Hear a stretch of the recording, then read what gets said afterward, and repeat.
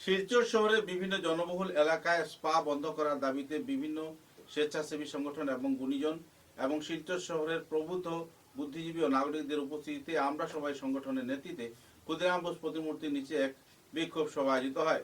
বিক্ষোভ সভায় শিলচর শহরের বিশিষ্ট নাগরিকরা তাদের বক্তব্য তুলে ধরেন এবং শিলচর শহর জুড়ে এই অপসংস্কৃতিমূলক কর্মকাণ্ড স্পাকে বন্ধ করার জন্য দাবি জানানো হয়। উল্লেখযোগ্য যে স্পা কাণ্ডকে ঘিরে শিলচর শহর বিগত কয়েক মাস ধরে তোলপাড় চলছে।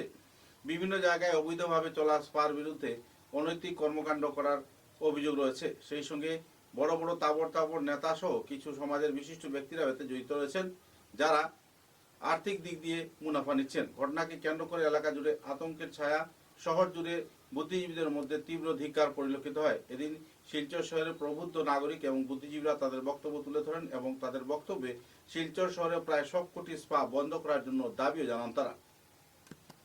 মানবিক মূল্যবোধ হারিয়ে ফেলেছি, আমরা শালীন অশালীনের তফাৎ ভুলে গেছি। আমরা আজকে স্পা দিয়ে এত হট্টগোল হলো বলে আমরা এখানে প্রতিবাদী সমাবেশ করছি বা এগুলো করছি। এগুলোকে আজকে একদিনে গড়ে উঠেছে একটা বিক্ষিপ্ত ঘটনা, তা মোটেই নয়। আমরা চোখের সামনে দেখতে পেয়েছি আমাদের প্রিয় শহরে দুর্গাপূজার প্রসেশন কিভাবে পাল্টে গেছে। আমরা দেখতে পেয়েছি অশালীন নৃত্য, অশালীন গান এগুলো বাজিয়ে যাচ্ছে। আমরা প্রতিবাদ করেছি। আমি তখন কদিন ঘর থেকে অপরাধকে আমি জানি না বলে কোনো অপরাধকে আমি ঘোষণা করতে পারি না। তাহলে অপরাধ তো অনেক হচ্ছে, মেডিকেল কলেজেও অনেক অপরাধ হচ্ছে। এগুলো কেন হচ্ছে? এগুলো জানি না বলা যাবে?